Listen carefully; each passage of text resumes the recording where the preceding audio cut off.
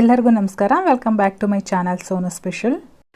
ಆಲ್ಕೋ ಮಾಡೋಕ್ಕೆ ತುಂಬ ಟೈಮ್ ಇಲ್ಲ, ಯಾರು ಮಾಡ್ತಾರಪ್ಪ ಅಷ್ಟೊಂದು ಟೈಮಲ್ಲಿ ಅಂತ ಅನ್ನೋರಿಗೆ ನಾನಿವತ್ತು ಒಂದು 5 ನಿಮಿಷದೊಳಗಡೆ ಆಲ್ಕೋವನ್ನು ಹೇಗೆ ಮಾಡೋದು ಅಂತೇಳಿ ತೋರಿಸ್ಕೊಡ್ತಾ ಇದ್ದೀನಿ.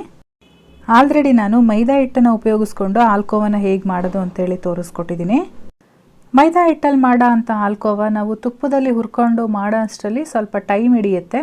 ಆದರೆ ಇವತ್ತು ನಾನು ತೋರಿಸ್ತಾ ಇರೋ ಅಂಥ ರೆಸಿಪಿ ಬಂದು ಒಂದು 3 ರಿಂದ 4 ನಿಮಿಷದೊಳಗಡೆ ಆಲ್ಕೋವನ್ನು ರೆಡಿ ಮಾಡ್ಬೋದು. ಬನ್ನಿ ಹಾಗಾದರೆ ಅಷ್ಟು ಕ್ವಿಕ್ಕಾಗಿ ಹೇಗೆ ಮಾಡೋದು ಅಂತೇಳಿ ನೋಡ್ಕೊಳ್ಳೋಣ. ನಾನಿಲ್ಲಿ 1 ಕಪ್ಪು ಕಡಲೆನ ತೊಗೊಂಡಿದ್ದೀನಿ, ಉರಿಗಡಲೆ.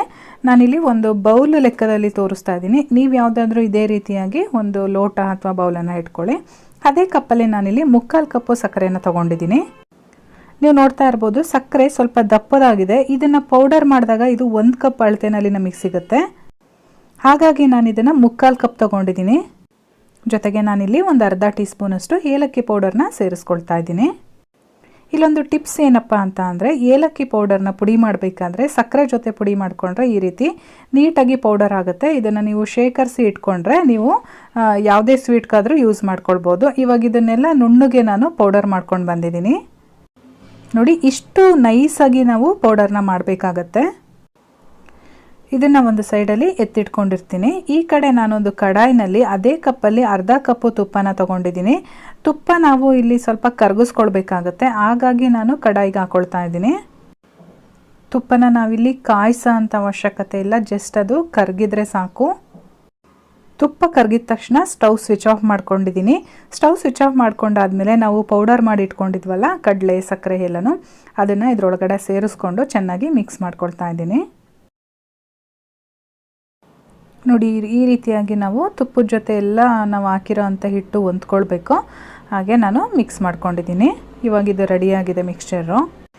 ಈ ಕಡೆ ನಾನಿಲ್ಲೊಂದು ಬರ್ಫಿ ಟ್ರೇಗೆ ಬಟರ್ ಪೇಪರ್ನ ಹಾಕ್ಕೊಂಡಿದ್ದೀನಿ. ಇದಕ್ಕೆ ತುಪ್ಪ ಏನೂ ಅಪ್ಲೈ ಮಾಡಿಲ್ಲ, ಜಸ್ಟ್ ಬಟರ್ ಪೇಪರ್ ಅಷ್ಟೇ ಹಾಕಿದ್ದೀನಿ. ಈಗ ನಾವು ಮಿಕ್ಸ್ ಮಾಡಿ ರೆಡಿ ಮಾಡಿರ್ತಕ್ಕಂಥ ಮಿಕ್ಸ್ಚರ್ನ ಇದರೊಳಗಡೆ ಹಾಕ್ಕೊಂಡು ಸಮತಟ್ಟಾಗಿ ಮಾಡ್ಕೊಳ್ಬೇಕು. ನೋಡಿ, ಇಷ್ಟು ಪರ್ಫೆಕ್ಟಾಗಿ ನಾವು ಈವನ್ನಾಗಿ ಸ್ಪ್ರೆಡ್ ಮಾಡ್ಕೋಬೇಕಾಗತ್ತೆ. ಇವಾಗ ಚಾಕುಗೆ ಸ್ವಲ್ಪ ತುಪ್ಪನ ಅಪ್ಲೈ ಮಾಡಿಕೊಂಡು ಈ ರೀತಿ ಮಾರ್ಕ್ ಮಾಡ್ಕೊಳ್ತಾ ಇದ್ದೀನಿ. ನಾವು ಬಿಸಿ ಇದ್ದಾಗಲೇ ಈ ರೀತಿ ಮಾರ್ಕ್ ಮಾಡಿದ್ರೆ ಅದು ಸೆಟ್ ಆದಮೇಲೆ ಕಟ್ ಮಾಡಲಿಕ್ಕೆ ಈಸಿ ಆಗುತ್ತೆ. ಹಾಗಾಗಿ ಈ ರೀತಿ ಮಾರ್ಕ್ ಮಾಡಿ ಸೆಟ್ ಮಾಡ್ಕೊಳ್ತೀನಿ. ನಾವು ಚಿಕ್ಕವರಿದ್ದಾಗೆಲ್ಲ ಅಂಗಡಿಗಳಲ್ಲಿ ಯಾವ ಸೈಜಲ್ಲಿ ಪೀಸಸ್ ಸಿಗ್ತಾಯಿತ್ತು ಅಂತ ಎಲ್ಲರಿಗೂ ಗೊತ್ತು. ನಾನು ಅದೇ ಸೈಜಲ್ಲಿ ಪೀಸಸ್ನ ಕಟ್ ಮಾಡ್ಕೊಳ್ತಾ ಇದ್ದೀನಿ, ಅಂದರೆ ಮಾರ್ಕ್ ಮಾಡ್ತಾ ಇದ್ದೀನಿ. ಇದೆಲ್ಲ ಮಾರ್ಕ್ ಮಾಡಿ ಆದಮೇಲೆ ನಾವು ಫ್ರಿಡ್ಜಲ್ಲಿ 1 ರಿಂದ 1.5 ನಿಮಿಷ ಇಟ್ಟರೆ ಸಾಕು, ಸೆಟ್ ಆಗುತ್ತೆ. ಅದು ತುಂಬ ಟೈಮ್ ಏನು ತೊಗೊಳೋದಿಲ್ಲ, ಒಂದು 2 ನಿಮಿಷದೊಳಗಡೆ ಸೆಟ್ ಆಗಿಬಿಡುತ್ತೆ. ಅಥವಾ ಫ್ರಿಡ್ಜ್ ಇಲ್ಲ ಅಂದರೆ ನೀವು ಹೊರಗಡೆ ಒಂದು ಅರ್ಧ ಗಂಟೆ ಟೈಮ್ ಇಡಿ, ನೀಟಾಗಿ ಸೆಟ್ ಆಗುತ್ತೆ. ನಾನು ಫ್ರಿಡ್ಜಲ್ಲಿ ಒಂದು 2 ನಿಮಿಷ ಇಟ್ಟು ಸೆಟ್ ಮಾಡಿದ್ದೀನಿ. ನೀವು ನೋಡ್ತಾ ಇರ್ಬೋದು ಎಷ್ಟು ಗಟ್ಟಿಯಾಗಿ ಸೆಟ್ ಆಗಿದೆ ಅದು ಅಂತೇಳಿ. ಇವಾಗ ಇದನ್ನು ನಾನು ಒಂದು ಪ್ಲೇಟ್ಗೆ ಟ್ರಾನ್ಸ್ಫರ್ ಮಾಡ್ಕೊಳ್ತೀನಿ. ಈಗ ನಾವು ಆಲ್ರೆಡಿ ಮಾರ್ಕ್ ಮಾಡ್ಕೊಂಡಿರೋದ್ರಿಂದ ನಮಗೆ ಕಟ್ ಮಾಡೋಕ್ಕೆ ಈಸಿ ಆಗುತ್ತೆ. ಎಲ್ಲಿ ಮಾರ್ಕ್ ಮಾಡ್ಕೊಂಡಿದ್ದೀವೋ ಅದ್ರ ಮೇಲೆ ಕಟ್ ಮಾಡ್ಕೊಳ್ತಾ ಬರೋಣ.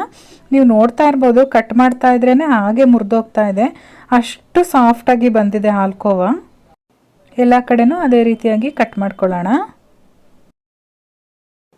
ಸೊ ತುಂಬ ಕೇರ್ಫುಲ್ಲಾಗಿ ಕಟ್ ಮಾಡಬೇಕು, ಯಾಕೆಂದರೆ ಅಷ್ಟು ಸಾಫ್ಟಾಗಿರುತ್ತೆ ಆಲ್ಕೋವ. ನೀವೆಲ್ಲ ತಿಂದೇ ಇರ್ತೀರ, ಹೇಗೆ ಅದರ ಟೆಕ್ಸ್ಚರ್ ಇರುತ್ತೆ ಅಂತ ಎಲ್ಲರಿಗೂ ಗೊತ್ತಿರುತ್ತೆ. ಸೊ ಹಾಗಾಗಿ ನಾವು ಹುಷಾರಾಗಿ ಕಟ್ ಮಾಡಿಕೊಂಡ್ರೆ ನಮಗೆ ಇಷ್ಟು ನೀಟಾಗಿ ಪೀಸಸ್ಗಳು ಸಿಗುತ್ತೆ.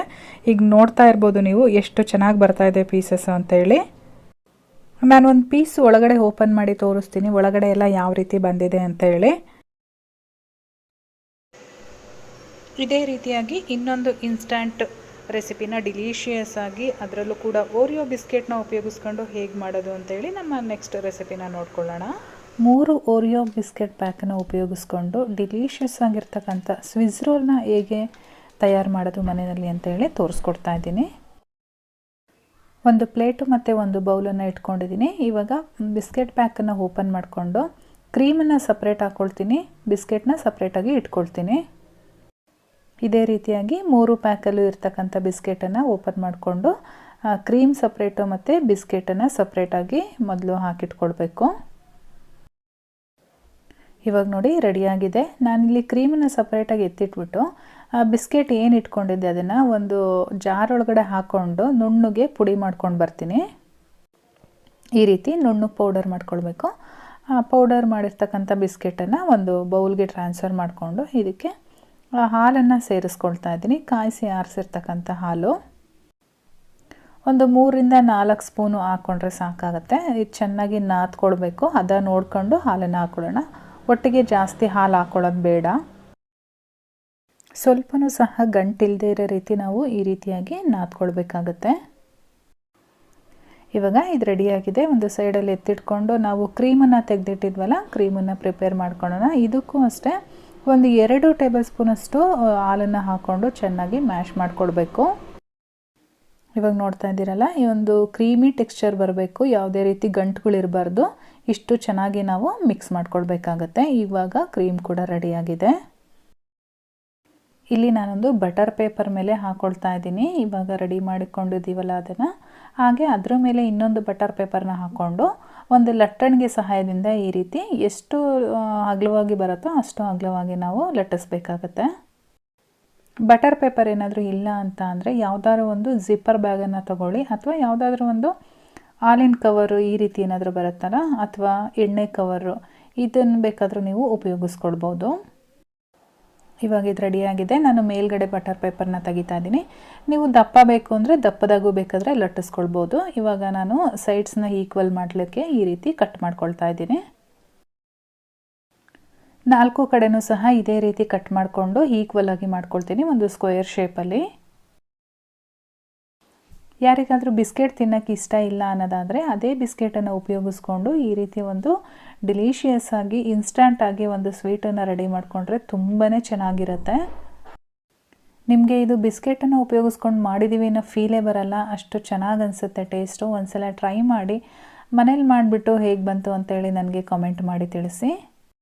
4 ಕಡೆನೂ ಈಕ್ವಲ್ ಆಗಿ ಕಟ್ ಮಾಡ್ಕೊಂಡು ಆದಮೇಲೆ ಇವಾಗ ನಾವು ಕ್ರೀಮ್ ರೆಡಿ ಮಾಡಿ ಇಟ್ಕೊಂಡಿದ್ದೀವಲ್ಲ, ಆ ಕ್ರೀಮನ್ನು ನೀಟಾಗಿ ಸ್ಪ್ರೆಡ್ ಮಾಡ್ಕೊಳ್ಳೋಣ ಎಲ್ಲ ಕಡೆನೂ. ಇವಾಗ ನಾನು ಕಂಪ್ಲೀಟಾಗಿ ಸ್ಪ್ರೆಡ್ ಮಾಡ್ಕೊಂಡಿದ್ದೀನಿ. ಅದು ಬಟರ್ ಪೇಪರ್ ಸಹಾಯದಿಂದ ಒಂದೊಂದೇ ಫೋಲ್ಡಿಂಗ್ ಈ ರೀತಿ ಫೋಲ್ಡ್ ಮಾಡ್ತಾ ಬರಬೇಕು. ಈ ರೀತಿ ಫೋಲ್ಡ್ ಮಾಡಬೇಕಾದ್ರೆ ಆದಷ್ಟು ನಿಧಾನವಾಗಿ ಮಾಡ್ಕೊಳ್ಳಿ. ನೀವು ಬಿಸ್ಕೆಟ್ನ ಸ್ವಲ್ಪ ಜಾಸ್ತಿ ತೊಗೊಂಡ್ರೆ ಸ್ವಲ್ಪ ದಪ್ಪವಾಗಿ ಬರುತ್ತೆ, ಅಥವಾ ಇದನ್ನೇ ಸ್ವಲ್ಪ ದಪ್ಪದಾಗಿ ಲಟ್ಟಿಸ್ಕೊಳ್ಬೋದು. ನಾನು ಸ್ವಲ್ಪ ತೆಳುವಾಗಿಯೇ ಲಟ್ಟಿಸ್ಕೊಂಡಿದ್ದೀನಿ ಇಲ್ಲಿ. ಈ ರೀತಿ ಎಲ್ಲ ಫೋಲ್ಡ್ ಮಾಡಿ ಆದಮೇಲೆ ನಾವು ಇದನ್ನು 1 ಗಂಟೆ ಟೈಮು ಫ್ರಿಜ್ಜಲ್ಲಿಟ್ಟು ಸೆಟ್ ಮಾಡ್ಕೊಳ್ಬೇಕು. ರೆಫ್ರಿಜರೇಟರ್ ಇಲ್ಲ ಅಂತ ಅಂದರೆ ನೀವು ಹೊರ್ಗಡೆನೇ ಒಂದು 2 ಅವರ್ ಬಿಟ್ಟರೆ ನೀಟಾಗಿ ಸೆಟ್ ಆಗುತ್ತೆ. ಫ್ರಿಜ್ಜಲ್ಲಾದರೆ 1 ಗಂಟೆ ಟೈಮ್ ಇಡಬೇಕಾಗತ್ತೆ. ಅಥವಾ ನೀವು ಹೊರ್ಗಡೆ ಆದರೆ ಓವರ್ ನೈಟ್ ಇಟ್ಟು ಬೆಳಗ್ಗೆ ಎದ್ದು ಕಟ್ ಮಾಡಿ ತಿನ್ಬೋದು. ಇವಾಗ ನಾನು 1 ಅವರು ಫ್ರಿಜ್ಜಲ್ಲಿ ಇಡ್ತೀನಿ. ಇದನ್ನು 1 ಗಂಟೆ ಬಿಟ್ಟಾದಮೇಲೆ ಓಪನ್ ಮಾಡ್ತಾ ಇದ್ದೀನಿ. ನೋಡಿ, ಚೆನ್ನಾಗಿ ಸೆಟ್ ಆಗಿದೆ. ಇವಾಗ ನಮಗೆ ಯಾವ ಸೈಜಲ್ಲಿ ಬೇಕೋ ಆ ಸೈಜಲ್ಲಿ ಒಂದು ಚಾಕು ತಗೊಂಡು ಈ ರೀತಿಯಾಗಿ ಕಟ್ ಮಾಡಬೇಕು. ಇನ್ಸ್ಟೆಂಟಾಗಿ ಮಾಡೋ ಅಂಥ ಇವತ್ತಿನ ಈ ರೆಸಿಪಿ ನಿಮಗೆಲ್ಲ ಇಷ್ಟ ಆಗಿದರೆ ಒಂದು ಲೈಕ್ ಮಾಡಿ. ಹಾಗೆ ನೀವು ನನ್ನ ಚಾನಲ್ಗೆ ಹೊಸಬ್ರಾಗಿದ್ದರೆ ಮರೀದೇನೆ ಸಬ್ಸ್ಕ್ರೈಬ್ ಮಾಡ್ಕೊಳ್ಳಿ. ನಾನು ಮತ್ತೆ ಸಿಗ್ತೀನಿ ಮುಂದಿನ ವಿಡಿಯೋದಲ್ಲಿ. Thank you.